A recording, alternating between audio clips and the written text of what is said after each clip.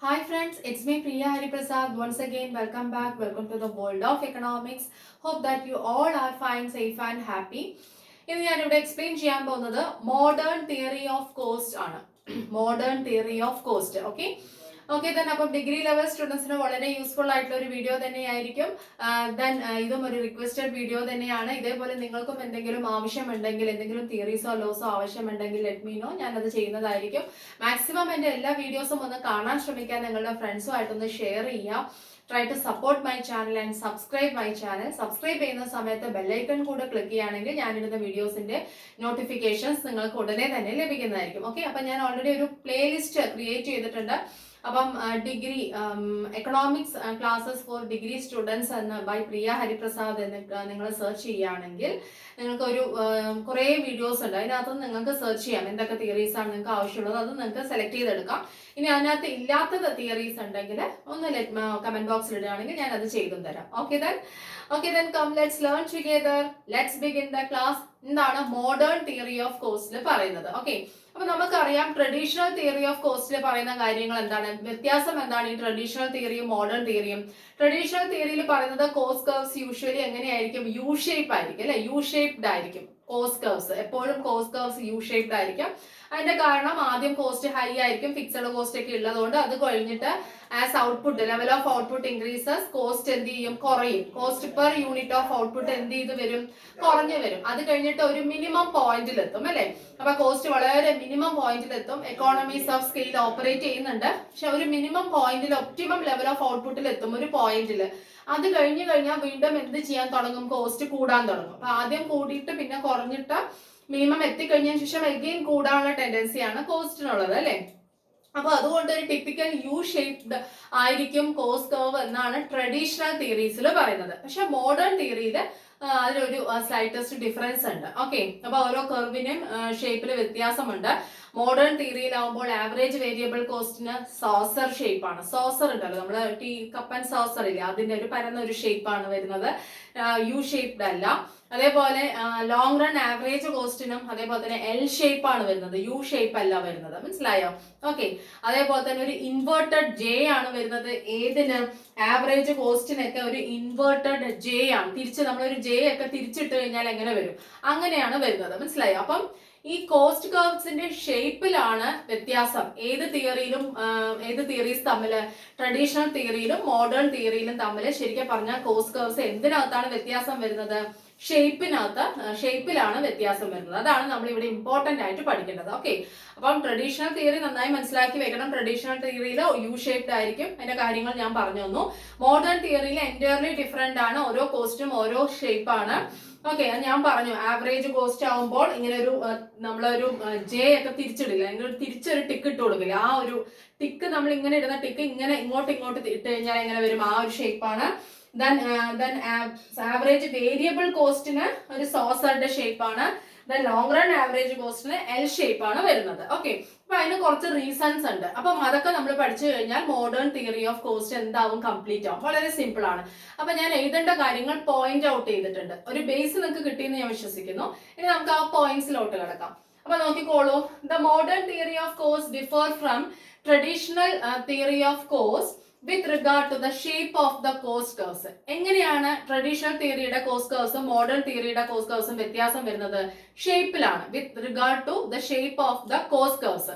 Cost കർവ്സിന്റെ ഷേപ്പിലാണ് വ്യത്യാസം വരുന്നത് മോഡേൺ തിയറിയിലും ട്രഡീഷണൽ തിയറിയിലും. മനസ്സിലായോ? ഓക്കെ, അപ്പൊ the modern theory of cost differ from traditional theory. Traditional തിയറിയിൽ നിന്നും എങ്ങനെയാണ് മോഡേൺ തിയറി വ്യത്യാസം വരുന്നത്? എങ്ങനെയാണ് വ്യത്യാസം വരുന്നത്? എന്തിൽ വെച്ചിട്ടാണ്?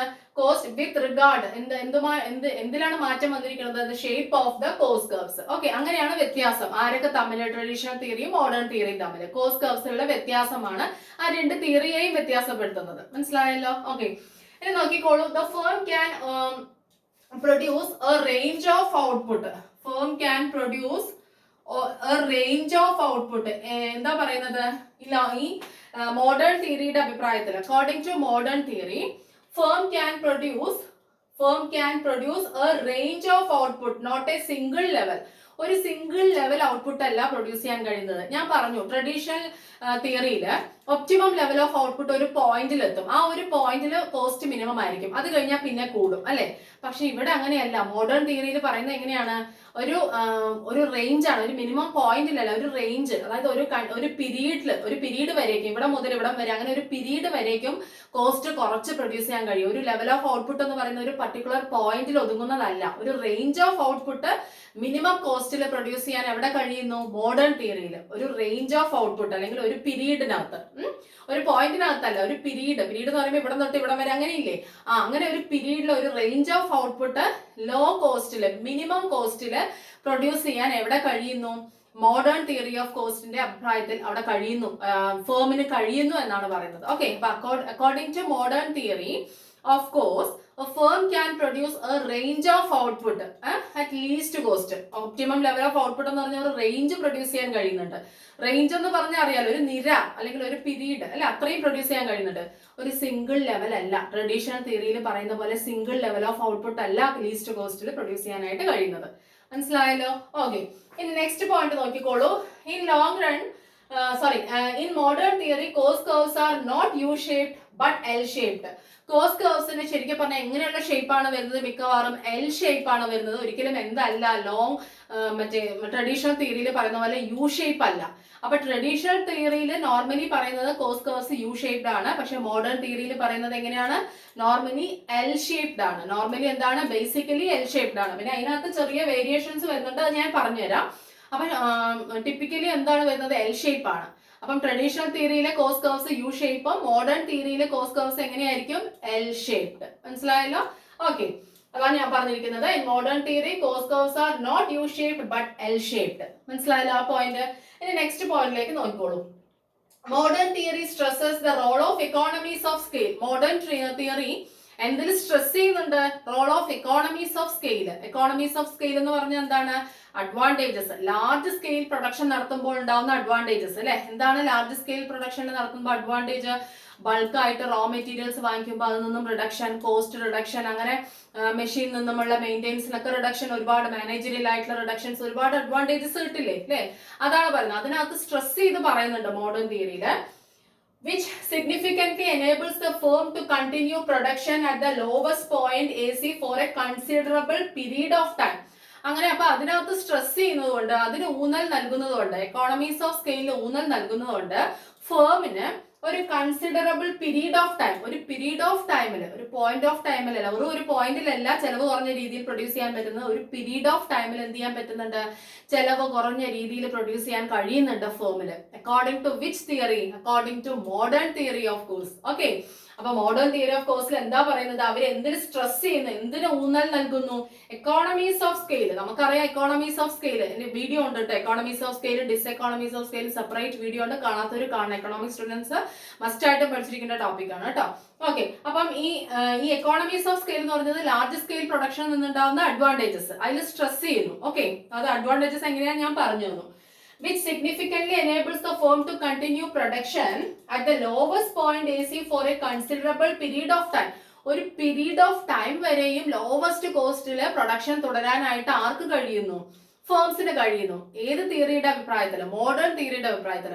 ട്രഡീഷണൽ തിയറിയിൽ പറയുന്ന വെറും ഒരു പോയിന്റ് ഓഫ് ടൈമിൽ അല്ലെങ്കിൽ ഒരു ലെവൽ ഓഫ് ഔട്ട്പുട്ട് മാത്രം, ഒരു പോയിന്റിൽ മാത്രമേ കോസ്റ്റ് കുറയൂ എന്നുള്ള പറയുന്നത്. പക്ഷെ ഇങ്ങനെയല്ല, ഒരു പീരീഡ്, ഒരു റേഞ്ച് എന്ന് നേരത്തെ പറഞ്ഞില്ല, അത്രയും ഒരു ഗ്യാപ്പില് ഔട്ട്പുട്ട് വളരെ ചെലവ് കുറഞ്ഞ രീതിയിൽ പ്രൊഡ്യൂസ് ചെയ്യാൻ കഴിയുന്നുണ്ടെന്നാണ് മോഡേൺ തിയറി പറയുന്നത്. ഓക്കെ, ഇനി the firm checks diseconomies of scale by planning in advance and enjoys the gains of production. ഈ ഫേം എന്തിനെ ഇല്ലാതെയാക്കാൻ ശ്രമിക്കുന്നു? ഡിസെക്കോണമീസ് ഓഫ് സ്കെയിൽ, അതായത് ഡിസഡ്വാൻറ്റേജസ് അല്ലെ. ഡിസഡ്വാൻറ്റേജസിനെ അതിനെ ഇല്ലാതെയാക്കാൻ കഴിയുന്നു ബൈ പ്ലാനിങ്ങിലൂടെ. നേരത്തെ തന്നെ പ്ലാൻ ചെയ്ത് അതിനെ ഇല്ലാതെയാക്കാൻ കഴിയുന്നു. അപ്പൊ അതുകൊണ്ട് തന്നെ and enjoys the gains of production, അതുകൊണ്ട് തന്നെ അവർക്ക് എന്ത് എൻജോയ് ചെയ്യാൻ കഴിയുന്നുണ്ട്? Firms can enjoy the gains of production, the advantages of production. ഫേംസിന് എന്താണ് എൻജോയ് ചെയ്യാൻ കഴിയുന്നത് ഗെയിൻ, നേട്ടങ്ങൾ, അഡ്വാൻറ്റേജസ് ഓഫ് പ്രൊഡക്ഷന്റെ അഡ്വാൻറ്റേജസ് ആണ് എൻജോയ് ചെയ്യാൻ കഴിയുന്നത്. What is the reason behind that? അതായത് ഇവര് നേരത്തെ ഇതിനെ ഇല്ലാതെയാക്കാൻ ശ്രമിക്കുന്നുണ്ട്, പ്ലാനിങ്ങിലൂടെ ഇതിനെ മുൻകൂട്ടി കരുതി അത് ഇല്ലാതെയാക്കാനുള്ള ഏതിനെ ഡിസ്എക്കോണമീസ് ഓഫ് സ്കെയിൽ, ഡിസ്അഡ്വാൻറ്റേജസിനെ ഇല്ലാതെയാക്കാൻ ശ്രമിക്കുന്നുണ്ട്. അതുകൊണ്ട് തന്നെ they can enjoy or enjoy ചെയ്യാൻ പറ്റുന്നുണ്ട് ഗെയിൻസ് ഓഫ് പ്രൊഡക്ഷൻ. എന്താണ്? പ്രൊഡക്ഷനിൽ നിന്നും നേട്ടങ്ങൾ, അഡ്വാൻറ്റേജസ് അവർക്ക് എൻജോയ് ചെയ്യാൻ കഴിയുന്നു. ഓക്കെ, അപ്പൊ the firm checks diseconomies of scale by planning in advance and enjoys the gains of production. മനസ്സിലായല്ലോ? അപ്പൊ മോഡേൺ തിയറിയും ഇതും തമ്മിൽ കോസ്റ്റ് കർവിന്റെ ഷേപ്പിലാണ് വ്യത്യാസം വരുന്നതെന്ന് ഞാൻ പറഞ്ഞു. തന്നെ ഫേമിന് പ്രൊഡ്യൂസ് ചെയ്യാൻ കഴിയുന്നത് സിംഗിൾ ലെവൽ ഓഫ് ഔട്ട്പുട്ട് അല്ല, ഒരു റേഞ്ച് തന്നെ ലീസ്റ്റ് കോസ്റ്റിൽ പ്രൊഡ്യൂസ് ചെയ്യാനായിട്ട് കഴിയുന്നു. മോഡേൺ തിയറിയിലെ കോസ്റ്റ് ഒരിക്കലും എങ്ങനെയല്ല, യു ഷേപ്ഡ് അല്ല. മോഡേൺ തിയറിയിലെ കോസ്റ്റ് കർവ്സ് യു ഷേപ്ഡ് അല്ല, എന്തിനെ പോലെ, ട്രഡീഷണൽ തിയറിയുടെ പോലെ യു ഷേപ്ഡ് അല്ല. ഇവിടെ വരുന്നത് നോർമലി എന്താണ്, എൽ ഷേപ്ഡ് ആണ് വരുന്നത്. ഓക്കെ, ഇനി എന്താ ഞാൻ പറഞ്ഞത്, ഇത് എക്കോണമീസ് ഓഫ് സ്കെയിൽ സ്ട്രെസ് ചെയ്യുന്നു. അതുകൊണ്ട് തന്നെ ഒരു കൺസിഡറബിൾ പീരീഡ് ഓഫ് ടൈമിൽ എന്ത് ചെയ്യാൻ പറ്റുന്നുണ്ട്, ഔട്ട്പുട്ട് വളരെ ചെലവ് കുറഞ്ഞ രീതിയിൽ മാക്സിമം ഔട്ട്പുട്ട് പ്രൊഡ്യൂസ് ചെയ്യാൻ കഴിയുന്നു. ഡിസ്എക്കോണമീസ് ഓഫ് സ്കെയിൽ അവർ പ്ലാൻ ചെയ്ത് അവോയ്ഡ് ചെയ്യാൻ ശ്രമിക്കുന്നുണ്ട്. അതുകൊണ്ട് തന്നെ അവർക്ക് പ്രൊഡക്ഷന്റെ നേട്ടങ്ങളാണ് എൻജോയ് ചെയ്യാൻ കഴിയുന്നത് എന്നാണ് പറയുന്നത്. അപ്പൊ ഇത്രയും കാര്യങ്ങൾ മോഡേൺ തിയറിയെ കുറിച്ച് നിങ്ങൾക്ക് എഴുതാൻ പറ്റുമല്ലോ. ഇനി നമുക്ക് ഒരു ടിപ്പിക്കൽ കേർവ്സിന്റെ ഷേപ്പും അതുമായിട്ട് റിലേറ്റ് ചെയ്തിട്ടുള്ള കുറച്ച് പോയിന്റ്സും എഴുതിയാൽ ആ മോഡേൺ തിയറി ഓഫ് കേർവ്സ് വളരെയധികം എന്താ പറയാ, നല്ല ഇതായിട്ട് നമുക്ക് ആവശ്യമുള്ള പോയിന്റ്സ് ഒക്കെ ഉൾപ്പെടുത്തിക്കൊണ്ട് കംപ്ലീറ്റ് ആയി എന്നർത്ഥം. മനസ്സിലായല്ലോ?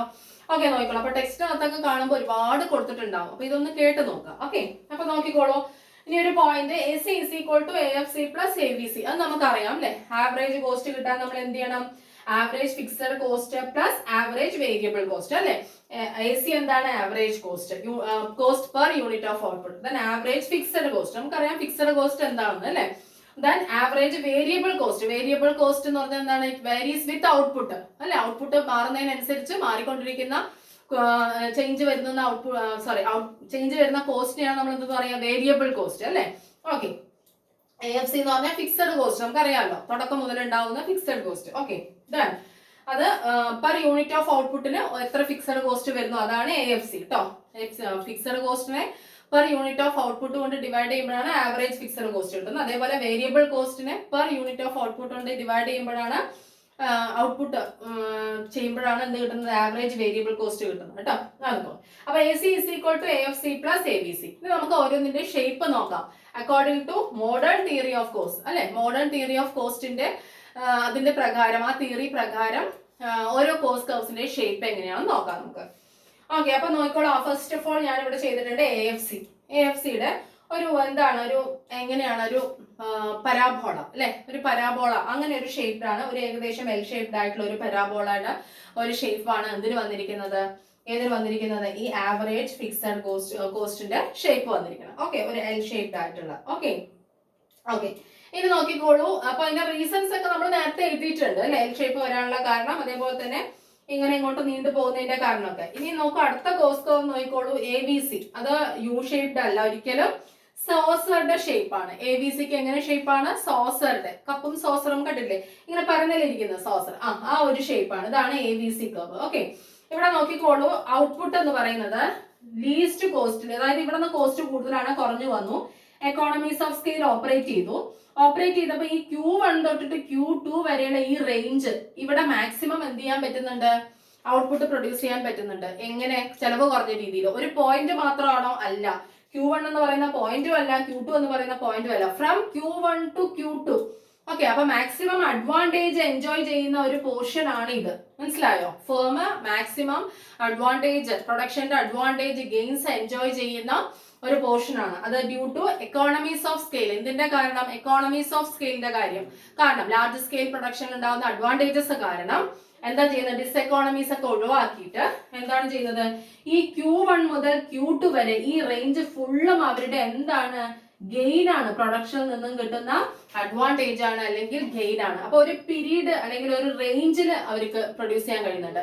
അതായത് നമ്മൾ നേരത്തെ കോസ്റ്റ് കർവ്സിൽ ട്രഡീഷണൽ തിയറിയിൽ പറഞ്ഞ ഒരു പോയിന്റിൽ മാത്രമേ ഉള്ളൂ അല്ലെ, ശരിയല്ല. അത് കഴിഞ്ഞ് അങ്ങ് മുകളിലോട്ട് പോവാണ് കോസ്റ്റ്. ഇത് അങ്ങനെയല്ല, ഇവിടെ തൊട്ട് കോസ്റ്റ് കുറയാൻ തുടങ്ങി, ഇവിടെ വരെയും അത്രയും ലീസ്റ്റ് കോസ്റ്റ് പ്രൊഡ്യൂസ് ചെയ്യാൻ പറ്റുന്നുണ്ട്. അത് കഴിഞ്ഞിട്ടേ പിന്നെ കൂടുന്നുള്ളൂ. മനസ്സിലായോ? അപ്പൊ അതുകൊണ്ടാണ് എ ബി സി കർവിന് എന്ത് ഷേപ്പ് വന്നത്? യു ഷേപ്പ് വരാതെ ഒരു സോസറുടെ ഷേപ്പ് വരാനുള്ള കാരണം. അപ്പൊ ഒരു പർട്ടിക്കുലർ ടൈം പീരീഡ് വരെയും ഒരു റേഞ്ച് ഓഫ് ഔട്ട്പുട്ട് വരെയും അവർക്ക് എന്ത് ചെയ്യാൻ കഴിയുന്നുണ്ട്? ലോ ലെവൽ ഓഫ് കോസ്റ്റിൽ പ്രൊഡ്യൂസ് ചെയ്യാൻ കഴിയുന്നുണ്ട്, ഗെയിൻസ് എൻജോയ് ചെയ്യാൻ കഴിയുന്നുണ്ട്. വെറും ഒരു പോയിന്റ് ഓഫ് ടൈമിലല്ല, ഒരു പീരീഡ് ഓഫ് ടൈം വരെയും എൻജോയ് ചെയ്യാൻ കഴിയുന്നുണ്ട്. അത് ഏത് മുതൽ ഏത് വരെയാണ്? Q1 തൊട്ട് Q2 വരെ. ശരിയായല്ലോ? അപ്പം എ ബി സിയുടെ ഷേപ്പ് എന്താണ്? Saucer shape. According to which theory? Modern theory. ഇനി നോക്കിക്കോളൂ എ സി എന്ന് പറഞ്ഞാൽ എന്താണ്? ഞാൻ പറഞ്ഞത് തിരിച്ചിട്ട ഒരു ജെ ആയിരിക്കും. അതായത് കണ്ടോ, ഏകദേശം ഒരു തിരിച്ച് നമ്മളൊരു ജെ ഇടുകയാണെങ്കിൽ ആ ഷേപ്പ് ആയിരിക്കും എന്തെന്ന് പറയുന്നത്? എ സിക്ക്.